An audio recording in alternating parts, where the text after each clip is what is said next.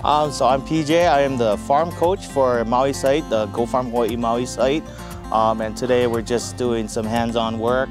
We got to plant some potatoes, got to harvest them, get real dirty. Yeah, just get that hands-on experience that not a lot of people get to have before jumping into the industry. So that's why this whole excursion thing is really valuable.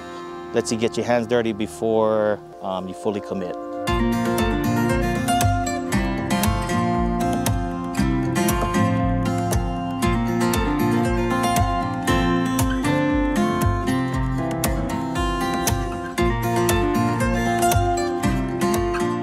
Yeah, so there are a total of 4 phases, at least for the Maui site. So the first phase is the seminar, the Ag Curious. It's where they come and they learn a little bit about the program and what you have to do to apply. And after, if they decide they want to go through with the program, the second phase is what we're doing right here, which is called Ag Exposure. Basically, 4 Saturdays out of the month, we go to different farms and then do hands-on work. Hence the name Ag Exposure, get that exposure for people that are inexperienced. And really, we take anybody with different levels of experience. We welcome all. We have Ag School, and then after that is Ag Pro. In Ag School, you basically take on the role of a farm laborer. And then in Ag Pro, you take the role on as a farm manager. So you're learning more of the business side. For instance, if you want to own your own business, you want to be your own boss, you like working outside, those are all things that if you want, farming definitely checks all those boxes. My name is Michael Hauser. This is Lapa'au Farm. We're here on Maui, up Olinda Road. We've got about 2 acres here of mixed crops. We have an orchard as well. We do a lot of market gardening. We're doing bio-intensive crop rotation. We have lots of potatoes, and it's been fantastic working with GoFarm Hawaii, getting to share our livelihood and teach people about agriculture. I think everyone should get their feet wet with farming so that they have a real appreciation for where food comes from and the work that goes into it. Yeah, there's so many valuable lessons that can be learned through agriculture that can be translated and mirrored to any aspect of anything that you want to do in your life. There's very rich life lessons throughout, and they never stop coming. Every day there's a new one.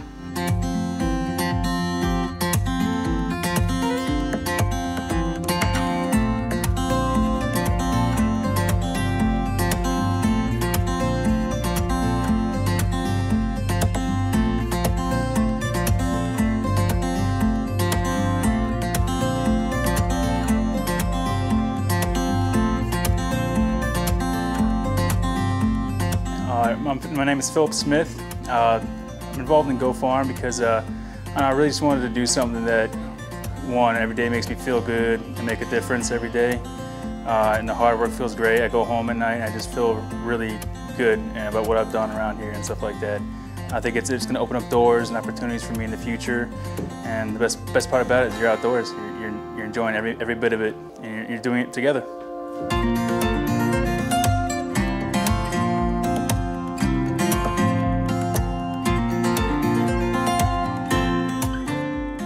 My name is Mahi DeFrancia. I'm from Keokea. I've lived on this island for the past 11 years. I'm from the island of Oahu on the west side. And I've been kind of farming off and on my whole life, raising livestock and just a lot of greens and stuff. But I came across GoFarm just out of the blues from YouTube and looking up, trying to better my knowledge in farming and seeing what's new out there. And yeah, I came across GoFarm and just signed up and registered. And this past couple of days, I love it. Just meeting, good, positive people out here. And I just wanted to learn more about farming and what the resources out there that I could gain from. So, sheesh, I see it every day. I go to Matson every day. I pick up containers, and I think about it. All these goods that we're bringing in and the money we're paying when we got this beautiful island, all this land wide open. We could be more self-sustained here on this island, especially Maui, being that the sugarcane's out. So we just gotta get the people more involved and, you know, work smart and just educate, you know, educate the people, be more inspired to farm. I think the thing that scares a lot of people is the hard work. Oh, yeah. You know, I mean, the first day we were talking, I think everybody was just going gung-ho, digging, and I admit it, I was dead tired, you know. I was tired. I got home, I fell asleep 3 hours. You know, it was hard labor, so it ain't an easy task.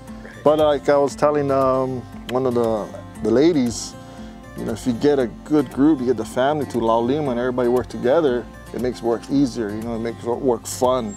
You know, you get to enjoy it with your people you love and your family you love. So you just gotta look at it that way, not such a, you know, one person kind of deal, you know. So like today was awesome, you know, we harvest a lot of potatoes, and the farmers here are grateful for our help, and we're grateful for helping, so that's an awesome deal. Yeah, it's a win-win for everybody. Oh yes, oh yes, and we get to learn, you know, I learned more about potatoes today than I thought I knew, you know. So it's awesome. Yeah, I love it here.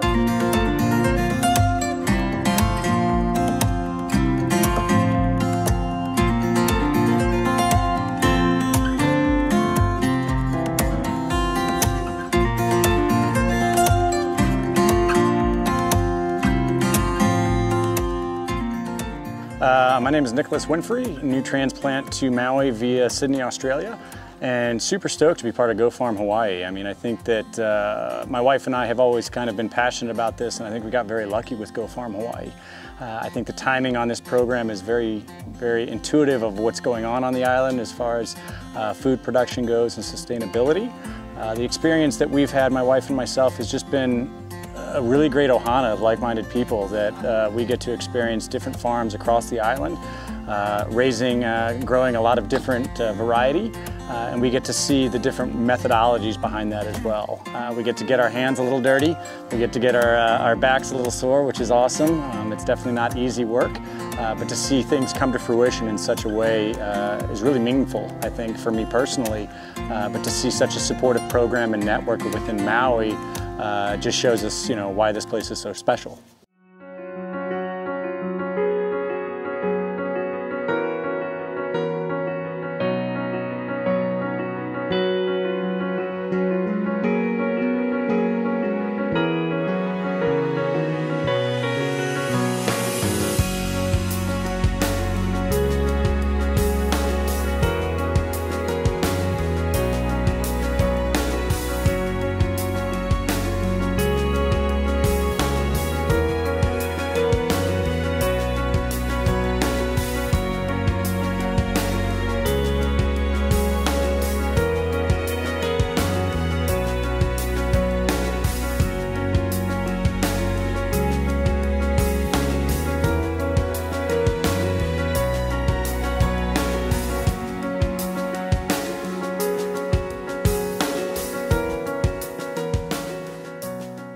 I mean, the ultimate goal is to produce more farmers. I mean, you know, there's that old cliche, you know, you can lead a horse to water, but you can't make them drink. If I can create one farmer out of every group that I get, then I can feel happy about I can go home happy. I mean, you know, because not everybody's gonna, it's not for everybody, you know. For those of you interested, I mean, try it out. You never know. Even if you have just a little bit interest, and you don't have a lot of experience, that's okay. There's a lot of experience to be learned, a lot of experience to be had. You just got to go and rub the right elbows with other people, and, you know, just get into it. No shame, no fear. Go for it. Yeah.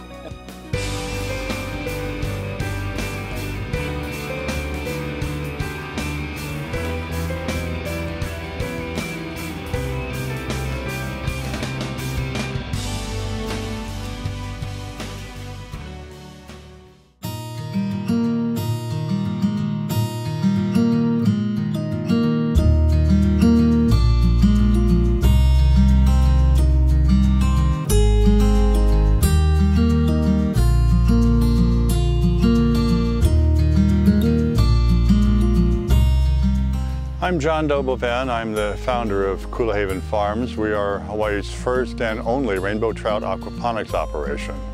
We're located at 3,500 foot elevation up on the slopes of Haleakala, Maui. you all understand aquaponics. Basically it's 2 crops with 1 input. We have fish and we have plants. So we feed the fish, and then the nutrients from the fish waste gets turned into nutrients for the plants. The plants remove the nutrients from the water goes back to the fish. So it recycles 24/7. It's a very sustainable system. I had to go through 5 months and 3 different board hearings at the Department of Agriculture to get a special import permit. And we bring in eggs from Sumner, Washington, and we hatch the eggs here. We got a batch that just hatched a week ago, so you're gonna see some baby trout. This is actually our grow out system. This is where we raise the fish from about 1 gram to about 30 grams. They start off in this small tank here. They're in there for about a month and here for about a month, and then out in the aquaponic system. So the way it works is the water goes into the biofilter, and the bacteria in there transform the fish waste from ammonia to nitrite to nitrate.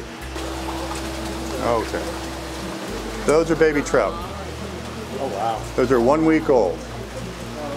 They still have their yolk sac, mostly. At this stage, they're called sac fry or alevins. And they don't eat for the first 2 weeks of their life. They just simply absorb the yolk sac. But they actually double in weight and length in those first 14 days because yolk is heavier than water. And they grow quite quickly. The idea is to keep them in the dark, just keep them quiet, let them grow. And I got them in these little, you guys can't see back there, but these little floating rafts, because what's going to happen, they're going to reach a stage called swim up in another 4 or 5 days probably, where they're all swimming on the surface looking for food. That's my cue, I gotta feed them. But we have these automated feeders we hang from these hooks directly above, we just drop food on their head 24 times a day. Not very much at first. We basically teach them how to eat, and after a couple of days when they're all actively feeding, we let them out of the rafts and just put them into the trough here. And then they stay there for another 2 to 3 weeks, and then we move into the small tank for a month, the bigger tank for a month, and then the aquaponic system. They are programmed to eat, which is one of the reasons that makes them an ideal aquaponic species. They're programmed to grow as fast as possible. Now these tanks are actually designed to hold about 1,000 pounds of fish. And how do you harvest? We have 3 different types of nets we use. We have a big minnow seine that I prefer to use. It's very gentle. You know, we just lift that up and we can do that, but more often we use these hand nets over here. And I've also used a fish hook. I've got a little fishing fly, but if I want just a couple of fish like for dinner, I'll come out and just hook them. Let's go down to the crop. So the way that works is the water from the fish tanks goes into, see that Jiffy Pop contraption over there? That's our big biofilter. It's similar to the one inside, but we're protecting it from the sun. So it goes through some mechanical settlers to, take out the big particulates. It goes into the biofilter to transform the fish waste into nitrate, and then the water goes into a 12-inch line, and it goes all the way along underneath the road, all the way over here, and down. It turns into a 6-inch line coming down here. The reason it's 12 inches is that holds 1,200 gallons of water, and we're injecting ozone up at the top. It takes 5 minutes for that amount of water to reach down here with the flow we have. During that time, the ozone reacts with everything in the water, and it completely sterilizes it. When we're at full production, this operation can produce at least 600 pounds of fresh watercress every single week. So add that with plus 1,600 pounds of trout a month, and it's a pretty profitable operation on paper. We're going to get there pretty soon. I'm confident of that. So we got this online and built the bids specifically for this. Did you ever see the movie Edward Scissorhands? Yeah. This is Ed. So you see all the scissors in here? These hollow fingers, they mechanically push the watercress in. But more importantly, there's like a leaf blower. This is like a leaf blower. So there's a strong blast of air that creates what's called a bow wave that actually sucks the watercress into the blades and then blows it into this collection basket that rides on the bag that rides on the back. And it rides right on the rails. We just slap it on the rails, crank it up, and right down the bed. It's amazing. We use no chemicals of any sort. We use no pesticides, no herbicides, no nutrient inputs, nothing. Which I feel pretty good about. I eat this too. One of the most fundamental things about human life is that there's a few things we can't get away from. And one of the most basics is we all got to eat. And I like to eat 3-4 times a day. And we have an unsustainable food chain. Our food comes from thousands of miles away. We only grow maybe 10% of what we consume here. And at the same time, we're sending $3 billion a year offshore.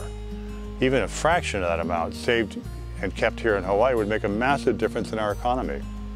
So even if you're not concerned about food security, just the financial difference alone makes improving Hawaii's farming community very much worthwhile economically. So we have got to find alternatives. We've got to find ways to feed ourselves right here on Maui. It's been done. The Hawaiian people did it for a couple millennia. We could do it now. We have technology they didn't have. We've got electric pumps, we've got solar power, we've got a lot of things that the Hawaiians didn't have. They came up with genius systems. I mean, the Hawaiian fish pond was still, to this day, it's the most sophisticated pond farming system ever invented. But you know, it allowed people to harvest about 900 pounds of fish every year out of just an acre of pond.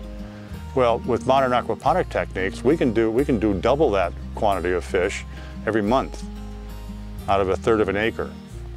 So, you know, we have the technology, we just simply need to employ it. And to do that, we have to start attracting young farmers. I'm an old guy, you know, I'm one of those people bending the curve in the wrong direction. The average age of farmers these days is over 62 here in Hawaii.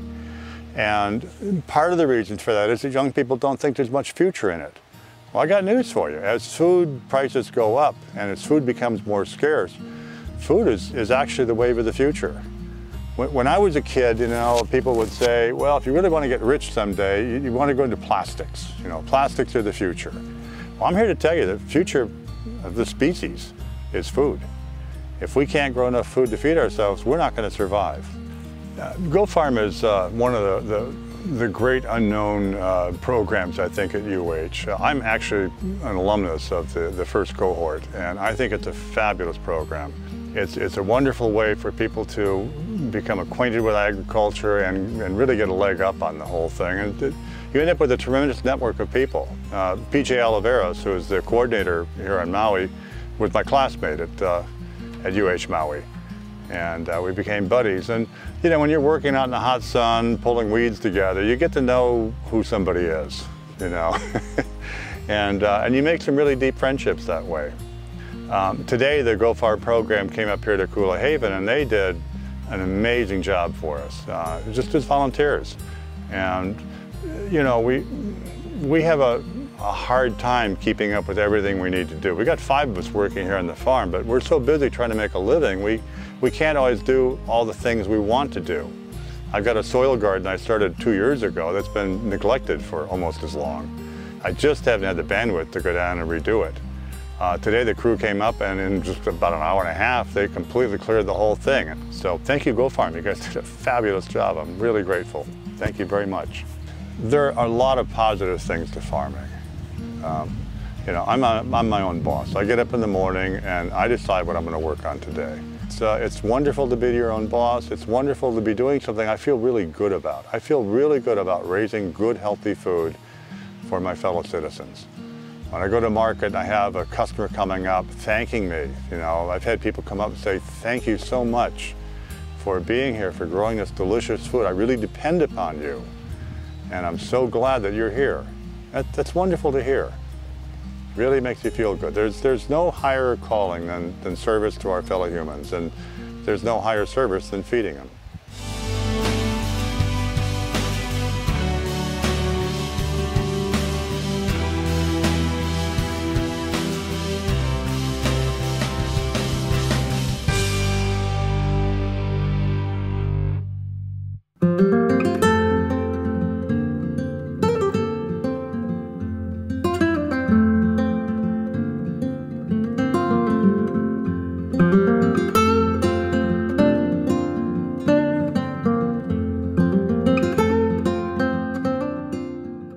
Our agricultural program out in Keokea was an idea that the community and I had about giving the children a larger piece of land, greater opportunity to experience a larger form of diversified agriculture. Having lived in the community for quite a while and being involved in agriculture up here in Kula, and also listening to our community, I knew that there were 2 schools that were closed in 1964 to build this one. One of them, Kealahou, is now the Waldorf school, and a second school out in Keokea, DNLR had, and it was kind of sitting, and it was fallow property, which was 5 acres. So I asked around a little bit and started talking with some folks about the possibility of seeing if we could get the land transferred to our school to open up a big 5-acre agricultural science lab. I met with the DNLR and they were willing, so long as we went through the Soil Conservation Service and developed a plan, they were willing to help out and see if we could give it a go. So that was 3 years ago. Since then, the list of community members who have helped us, the Boy Scouts, Mr. J.P. Voorhees, Mr. Alan Varis, Shep Murray, Terry Quisenberry, May Nakahata, Warren Watanabe, Harold Kaiser especially, have all come together, and we've got the place in pretty good shape.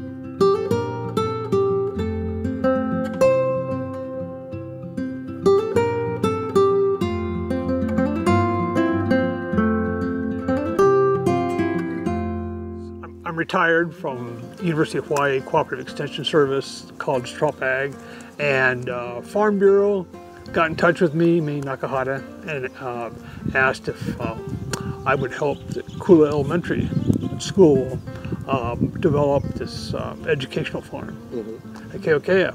So I started working with Chris Bachaus, the principal, and decided that, yeah, I could, help as much as I can, get it going, and help, design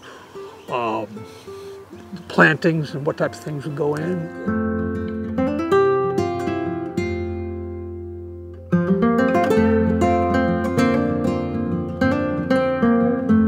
We're looking at an opportunity to engage youth to see if agriculture is something they may or may not want to consider as a career.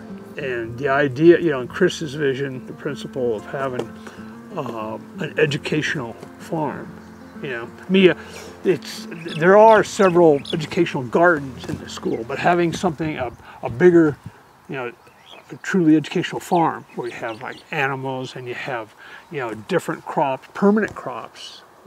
That the kids can use, year-round, learn about. That's one of the reasons we put in the, the trees, the citrus and the avocado and the fruits, was that they're there all year round.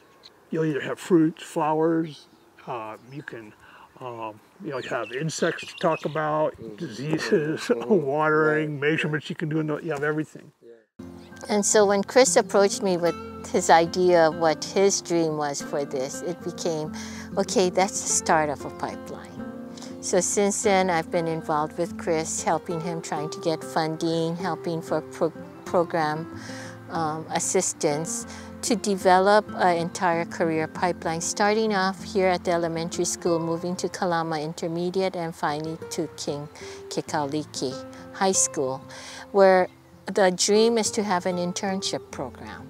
Well, I think when you look at the attrition of who's farming now and their age, they're my age. They're in their 60s perhaps, and we've kind of skipped a generation. So at this time, it's very important that our kids, our Hawaii kids, get educated and understand the importance of this very important industry, so we do not have to go elsewhere to import our agricultural managers. This Keokea project basically started off with a dream of some people that were very unhappy with the demise of agriculture. but understood that it wasn't something you could demand, you know, we want ag to continue. You had to be part of the solution. And they understood that we had an aging farmer population.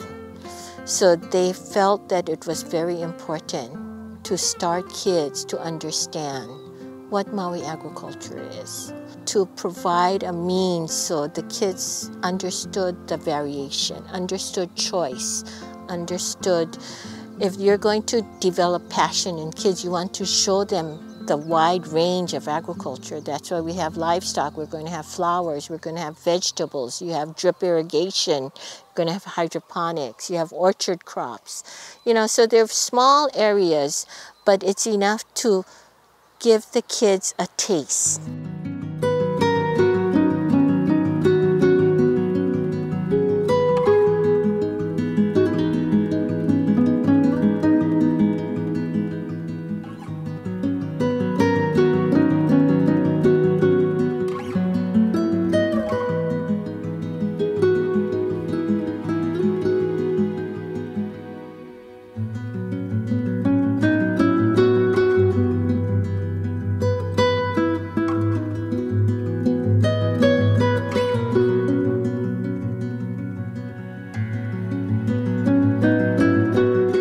Hoping that at some point in time with this group of kids, perhaps the dream of being an independent farmer might be something that ignites a passion in their future.